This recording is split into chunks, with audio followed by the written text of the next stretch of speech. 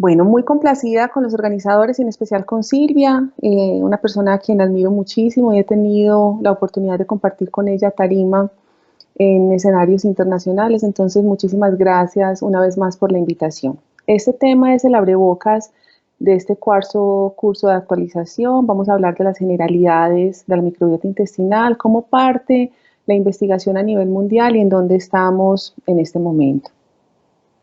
Yo siempre he dicho, y le digo mucho a mis residentes, que tenemos que valorar el trabajo de todas las personas, aquellas que de manera cauta, precisa, juiciosa, han empezado a abrirnos los ojos frente a temas tan específicos y tan interesantes, en este caso, como los gérmenes que habitan nuestro intestino, y ya no sabemos que solamente es el intestino, sino también diferentes membranas celulares de nuestro organismo. Elie Metnikov en 1908 empieza a hacer un texto que lo titula La prolongación de la vida, estudios optimistas, y habla de manera muy interesante en su cuarto capítulo sobre la importancia de la masticación para evitar la putrefacción de la comida a nivel intestinal y hace estudios observacionales de qué pasaba con personas que tenían heridas abdominales y eran sometidas a ostomías disfuncionantes y cómo esas personas fallecían más rápido, tenían episodios febriles más recurrentes. Y en su investigación empieza entonces a abrirnos los ojos frente a este maravilloso mundo de lo que es la microbiota intestinal.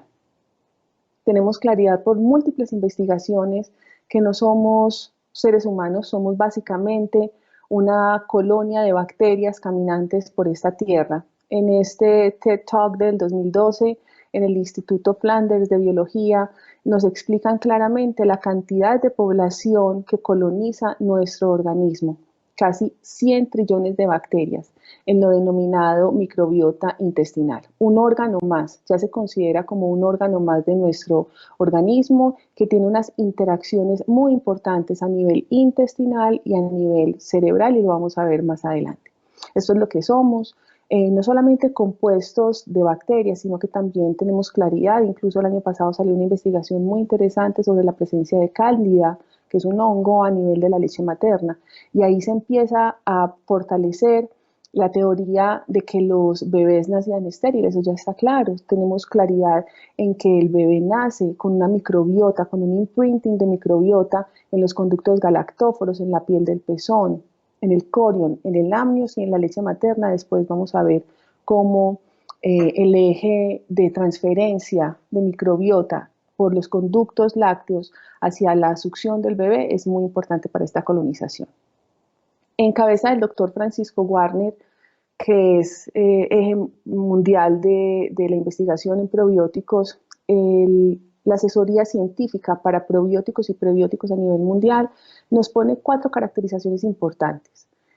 Lo que pretende la industria con los probióticos, lo que pretenden los científicos transmitir, cuáles son los ejes reguladores de esta distribución y, como decía Silvia ahora, que va a ser una charla muy interesante al final, cuál es el nivel de evidencia que llega a tener el consumidor, cómo podemos nosotros transmitirle el efecto benéfico para salud intestinal del uso apropiado de los probióticos. Y para esto tenemos que tener evidencia y lectura de todos los estudios de alto peso epidemiológico para poder hablar con propiedad.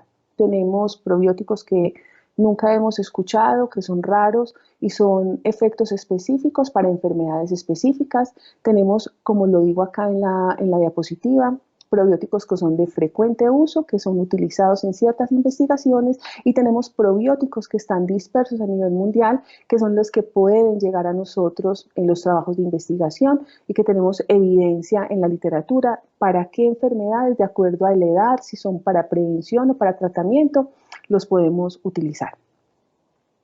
Entonces, si vamos a concentrarnos en lo que correspondería a cómo se desarrolla la microbiota intestinal en el ser humano, tendríamos que pensar inicialmente que todo se da en el momento de la gestación, pero ya tenemos claridad que todas las investigaciones se van aún más hacia atrás. El periodo prenatal, la salud intestinal de esa madre gestante es fundamental en el desarrollo y en la huella de la microbiota intestinal que va a tener ese bebé que vamos a recibir. Entonces, aquí podemos ver en esta diapositiva que tenemos dos opciones. Siempre hemos conocido en medicina que el parto vértice espontáneo es favorecedor de salud, mientras que el nacimiento por cesárea sin indicación médica clara no debería ser recomendado. Vamos a empezar en la parte superior a analizar una mamá sana, que no tenga un perfil obesogénico, que tenga una dieta rica en fibra, y la fibra va a actuar como prebiótico para esas bacterias que ya estén habitando su tracto gastrointestinal. Tenemos que asumir que esa placenta, ese líquido amniótico va a estar rico en bacteroidetes y va a tener baja cantidad de firmicutes y proteobacterias. Esas bacterias van a ser transmitidas a través de la placenta por el canal del parto cuando este bebé nazca por vía parto vértice espontáneo. Cuando llegue el momento de la alimentación materna, esa leche materna a través de los conductos galactóforos se va a colonizar por bacterias productoras de ácido láctico y va a tener menos cantidad de estafilococo, lo que es beneficioso para su salud. Y así, con la primera deglución y el primer contacto que tenga ese bebé, ese tracto gastrointestinal, con esa leche rica en esta microbacteria, va a mejorar el potencial de desarrollo de las vellosidades intestinales. Por el contrario, si tenemos una mamá con un perfil obesogénico, una dieta desorganizada, rica en azúcares, en carbohidratos de dilución libre, vamos a tener una mamá que va a exponer a su hijo en el momento de la concepción del líquido amniótico de la placenta a tener muy baja población de bacteroidetes y alta población de proteobacterias y firmicutes. Nace ese bebé por cesárea y muy probablemente estuvo sometido a antibióticos periparto. Este bebé llega a una unidad de cuidados neonatales porque casi todos los bebés nacidos por cesárea tienen riesgo de sepsis o riesgo metabólico. Entonces nos vamos a dar cuenta que si tuvo la suerte de ser alimentado con leche materna, esta leche materna, al contrario, o el opuesto del bebé que nace por parto vértice espontáneo, va a tener muy poca cantidad de bifidobacterias y muy alta cantidad de estafilococo. Y así, el primer contacto de esta leche materna de esta mamá con perfil obesogénico va a hacer que la colonización intestinal de este bebé esté rica en Akkermansia, en bacteroidetes, y por el contrario, muy baja en Akkermansia y bacteroidetes, y por el contrario, muy alta en firmicutes. Y no solamente es importante pensar en la salud intestinal. Todas las investigaciones en este momento se concentran de una manera muy interesante y muy bonita en explorar el rol que está teniendo el parto vértice espontáneo versus por cesárea en el desarrollo neurocognitivo de este bebé. Y ponen el ejemplo del comportamiento de las ratas germ-free, ¿sí? ¿Qué pasa con aquellos ratones de laboratorio que no están expuestos a ningún contacto con ningún otro amigo de su especie? Son ratones que se vuelven agresivos, son ratones que se desesperan en sus jaulas, son ratones que presentan comportamiento anormal a comparación de aquellos que viven en comunidad.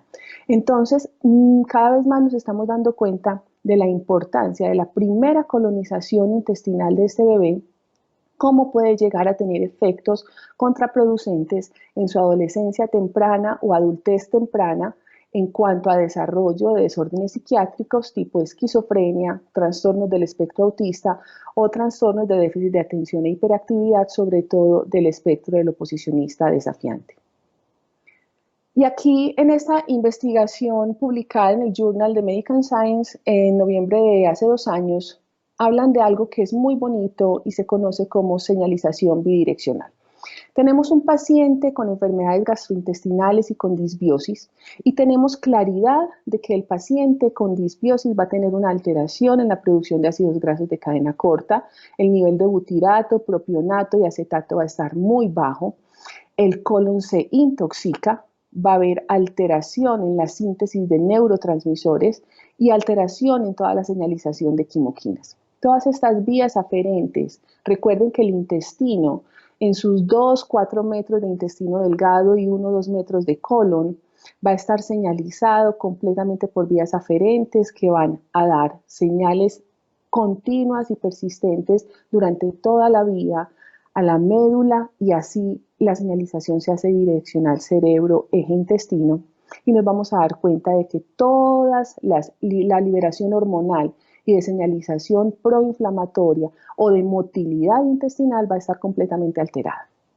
Pasamos al lado de las enfermedades neuropsiquiátricas, donde va a haber en un paciente con disbiosis alteración en la síntesis de cortisol, va a haber alteración en el mecanismo de activación de las células de la microglia, va a haber alteración de la cascada de complemento C5, B9, que es la que se activa en los pacientes que tienen desórdenes neuropsiquiátricos. Entonces yo pienso que este es un pool de investigación muy importante en este momento para enfermedades a nivel neurológico. Tenemos claridad que a medida que vamos descendiendo en el tracto gastrointestinal, el número de bacterias va modificándose, igualmente va modificándose a nivel intestinal de acuerdo a la cantidad de oxígeno presente, la calidad de lo que nos coloniza. En el estómago tenemos predominio de gram positivos, en el intestino delgado de gram negativos y en el colon de anaerobios. Finalmente, en el colon es donde necesitamos que el probiótico llegue intacto de manera efectiva para que así pueda producir ácidos grasos de cadena corta y hacer el metabolismo necesario con el alimento que logre llegar hasta allá. Tendríamos una claridad en aquel paciente que es un factor de riesgo por antecedentes maternos, por condiciones sociales, por ambiente en el que se desarrolle, de cómo podemos nosotros mejorar ese patrón de disbiosis. Tenemos que conocer la pregunta que aún no tiene respuesta, ¿cuál es la microbiota ideal? Y todo va a ir ligado al ambiente donde uno viva, cómo se desarrolle, cómo tenga contacto con las demás personas y la dieta, y ahorita vamos a hablar un poco de eso. Pero hay una estabilidad en un concepto a nivel mundial y es a través de la vida, cuáles son los microorganismos que deben colonizar adecuadamente el intestino. Vamos a ver entonces que en el nacimiento tenemos dos picos importantes de prevalencia de Escherichia coli y Streptococcus, que vendrían a ser la línea roja, y la línea verde, que vendrían a ser la población de bifidobacterias que se sostiene elevada durante toda la vida. Pero hay algo muy importante que pasa con los lactobacilos, permanece en un porcentaje medio durante la adultez y trata de elevarse siempre al final de la vida. Concluimos que los lactobacilos y los bacterioidetes son población benéfica para la salud intestinal. En una investigación muy interesante, hacen estudios genéticos de secuenciación genética de la materia fecal de los pobladores indígenas, aborígenes de Papua New Guinea, comparándolos con los pobladores de ciertos estados de Estados Unidos. Y se dan cuenta de que estos aborígenes, los azaros sobre todo, ¿sí?, que son un grupo poblacional importante en la isla, tienen una diversidad de microbiota muy favorecedora de salud intestinal. Tienen una cantidad de ácidos grasos de cadena corta medidos por micrometría supremamente elevada y se dan cuenta que comparado con la dieta occidental, la dieta de los norteamericanos, tienen una población de microbiota muy diversa, muy diferente. Entonces se ponen a investigar qué es lo que comen estos aborígenes y casi todos son tubérculos, batata dulce, que son almidones de fácil digestión y hacen que lleguen al colon, tengan una simbiosis con la microbiota que ya está estabilizada en dicha zona del intestino y puedan generar ácidos grasos de cadena corta más favorables. Entonces, digamos que es lo que tenemos más cercano de lo que sería la microbiota intestinal adecuada para cualquier ser humano. Les hablaba anteriormente de la importancia no solo de los factores prenatales y antenatales, sino ya tenemos una persona de 4 años de vida, que es el momento, tenemos ese tiempo desde el nacimiento hasta los 4 años de vida para poder empezar a modificar esos factores que no han sido lo suficientemente favorecedores para tener una colonización adecuada. Entonces, la dieta juega un papel muy importante para ser modificador de esta disbiosis o de esta alteración en la colonización de la microbiota. Empezamos entonces a ver pacientes, en mi caso como gastroenteróloga infantil, empezamos a ver pacientes con distensión abdominal, alteraciones en la motilidad intestinal, pacientes con desórdenes funcionales gastrointestinales, y de esto sí que hay evidencia con relación a la disbiosis. Entonces vamos viendo que, de acuerdo, como les decía anteriormente, Según el segmento del tracto gastrointestinal, vamos a tener una composición clara de microorganismos que van a colonizar los diferentes segmentos de nuestro tracto gastrointestinal. Hay factores intrínsecos que van a estar dados por la dieta, por las enzimas digestivas, por la calidad y la altura de las vellosidades intestinales, de cómo funcionen y de qué tan estrechas estén. Porque tenemos que relacionar la disbiosis no solamente con alteración de la función motilidad del tracto gastrointestinal, sino también hay mucho advenimiento en la literatura frente al índice de enfermedades alérgicas y autoinmunes asociadas a disbiosis. Entonces, cuando tenemos una alteración en lo que la gente come, nuestros niños, por ejemplo, las enzimas digestivas, el crecimiento de las vellosidades intestinales, vamos a tener alteración en el ácido gástrico, en el oxígeno de las células intestinales, en la producción de moco, en la secreción de péptidos antimicrobianos, etc. En los niños que están lactados con leche materna, recuerden que la secreción de la inmunoglobulina secretora es fundamental para intentar mantener una homeostasis intestinal. Pero hay factores extrínsecos, por ejemplo, la dieta, los pre y los probióticos, y ya les dije que los prebióticos en la dieta sería el papel cumplidor de la fibra. Mucha investigación frente a los inhibidores de bomba de protones, inhibidor de bomba de protones y síndrome de sobrecrecimiento bacteriano, uso indiscriminado de antibióticos, de proquinéticos, de laxantes, de opioides y de antiinflamatorios no esteroideos. Entonces, todo esto nos va a alterar secreción enzimática, motilidad intestinal y crecimiento de las vellosidades. Si tenemos disbiosis, como les decía, va a haber una alteración en la composición de nuestras células, de nuestros enterocitos a nivel del tracto gastrointestinal y vamos a tener mayor efecto favorecedor para enfermedades alérgicas, enfermedad inflamatoria intestinal, enfermedad celíaca y síndrome de intestino irritable, que ya lo veríamos en la población adolescente y en los adultos. Y en pediatría como tal, aquí tenemos esta caracterización donde claramente se pueden dar varios ejemplos de las enfermedades, digamos, más prevalentes de nuestra infancia, asociadas a disbiosis, por ejemplo, la prematuridad. Tenemos claridad de que hay elevación de los protobacterias y hay mucha disminución en la diversidad microbiana. En la enterocolitis necrotizante hay igualmente, como en los prematuros, mucha cantidad de protobacterias. En el eczema atópico, por ejemplo, que está muy asociado con alergias alimentarias, hay alteración temprana de la colonización por gérmenes oportunistas.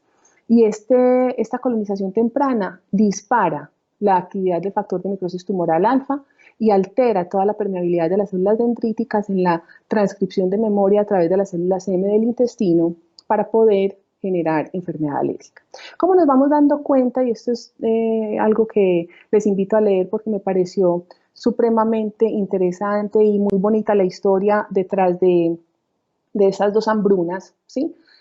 Hubo dos periodos específicos en la historia del mundo donde hubo hambrunas grandísimas, como las que podemos estar en este momento viendo, y sería interesante de pronto, aunque fuera muy triste, hacer estudios de cómo es el comportamiento del peso, pero no por hambre, sino por disbiosis, en Serbia, en Bosnia y en nuestros países igualmente. Entonces tenemos la hambruna holandesa en 1944, donde se dan cuenta de que en los niños nacidos en esta época, ¿sí? Durante este periodo gestacional, las mamás tuvieron una alteración en la metilación del gen implicado en el metabolismo de la insulina. Entonces estos niños nacen muy delgados, pero a medida que pasa el tiempo empiezan con un perfil obesogénico sin tener una alimentación adecuada. Entonces esto llamó mucho la atención y de aquí se determinó el efecto del riesgo sobre la enfermedad en los pacientes que aguantaban hambres y que eran hijos de madres desnutridas. Por el contrario, en la hambruna de Leningrado, que se da después de la anterior, a diferencia de la anterior, los hijos nacidos de estas madres no evidenciaron aumento en la resistencia a la insulina, ni tuvieron hipertensión, ni tuvieron dislipidemia. Entonces, ¿qué se dieron cuenta? Que aquí nacía el término de plasticidad del desarrollo y la teoría de Barker ligada a el desarrollo de las enfermedades asociadas de la infancia para desarrollar enfermedades en la adultez. Entonces, esto es lo que se llama la teoría DOAG y es una investigación que todavía está vigente a nivel mundial y es ver ¿Qué enfermedades se desarrollan desde que el niño está pequeño? Importante que sea antes de los 4 años de vida, hacer un estudio de su microbiota intestinal y analizar esa microbiota comparativa en la edad adolescente y en la edad adulta y si tiene relación o no con enfermedades que desencadenen dislipidemia, obesidad, pancreatitis y trastornos de motilidad gástrica. Esto va muy de la mano con el término metilación y estabilidad epigenética. Tenemos 2 momentos en nuestra vida donde podemos hacer un switch de cambio de la metilación de las histonas, que básicamente de eso trata la epigenética, para evitar que todo el componente negativo de los genes de nuestras familias hagan crisis y se activen en algún momento de enfermedad. Esto ha sido muy investigado en cáncer, pero también está siendo muy investigado en este momento en enfermedades del neurodesarrollo. Entonces tenemos 2 momentos claros, en la fase germinal y en la fase de preimplantación. Es tan importante esto que por eso toda la fuerza energética de nuestros investigadores se está poniendo en la actualidad a que la mamá gestante tenga una muy buena salud intestinal, que tenga un control de vitamina D muy adecuado, porque sabemos la relación antiinflamatoria que tiene la vitamina D, y ahora está muy de moda con el tema del coronavirus, en cuanto a cómo potencia el efecto antiinflamatorio a nivel respiratorio, y también para que la mamá tenga una calidad de dieta adecuada que no la ponga en un perfil de mamá obesa. Básicamente, entonces, ¿qué tratamos de hacer para mejorar la colonización de la microbiota intestinal? Es dar una alimentación rica en grupos de donantes metilo. Esto hace que la metilación de las histonas se dé de manera efectiva en estos 2 momentos de la vida, ¿sí? Y haya un proceso de traslación adecuado para que la memoria genética baje y no se activen esos genes a medida que evolucionamos en el tiempo. Hablaba de la vitamina D y tenemos, de hecho, en alguna de las conferencias que hice en Chile presencial, hablábamos de los efectos de la vitamina D en esta población donde los niveles tienen un índice de deficiencia de vitamina D importante, y vemos todas las ventajas que tiene la vitamina D. Modula las claudinas, que acuérdense que es uno de los tight junction spaces de las ocludinas, claudinas y tricelulinas en el intestino inflamado. Aumenta la producción de receptores mediante la generación de butirato, que es un ácido graso de cadena corta. Mejora la producción de secreción de péptidos relacionados con las catecolicidinas antimicrobianas, que produce defensinas, producen sustancias que semejan vitaminas y defensas. Mejoran la presentación de antígenos a las células dendríticas y disminuyen el radio de activación de interleuquina 1 e interleuquina 10. O sea que las ventajas de la vitamina D en la dieta son muchísimas. Kraut-Kramer implica que la microbiota intestinal y todos sus metabolitos afectan de manera directa o indirecta el estado del DNA, acelerando o no la poliacetilación, y todo esto va a estar directamente relacionado con la cantidad de ácidos grasos de cadena corta que existan en nuestro intestino. Entonces, una vez más, es muy importante tener una generación de salud intestinal favorecedora de producción de ácidos grasos de cadena corta. Y este yo creo que es el mejor ejemplo de por qué hay gemelos idénticos, monocigóticos, bicoriónicos, biamnióticos, que viven en sitios diferentes, en 2 apartamentos diferentes, y uno es obeso y el otro no. Entonces hay un estudio muy interesante de 14 gemelos con estas características, donde la mitad son delgados y la otra mitad son obesos. Si tienen la misma composición genética, si son absolutamente idénticos, todo está ligado a la manera de comer y de cómo su intestino metaboliza la comida y de qué microbiota intestinal está compuesta y si genera o no salud o enfermedad. Entonces, ya para entrar en la parte final de la charla, viendo la evolución de lo que ha sido la microbiota a través del tiempo, pensábamos que nacíamos estériles, pensábamos que existían 2, 3 bacterias, que no existían hongos, ¿sí? Y ya sabemos el contrario de toda esta historia, y sabemos que tienen una implicación importantísima no solamente en la salud intestinal, sino en la salud neurológica, investigaciones de obesidad, y pienso yo que va a ser un target importante del tratamiento para las personas con obesidad mórbida y con ciertos tipos de cáncer. Teniendo esto todo claro, no podemos, como decimos aquí en Colombia, tragar entero y tenemos que tener claridad de que no todos los probióticos son iguales y tenemos que saber hablar en medicina. Es clave identificar el probiótico según el género, la especie y la cepa. Poniendo el ejemplo del lactobacillus, el género sería lactobacillus, la especie sería reuteri y la cepa sería DSM 17938. Entonces, para no confundir y poder entender cuando leamos literatura médica de qué probiótico nos están hablando.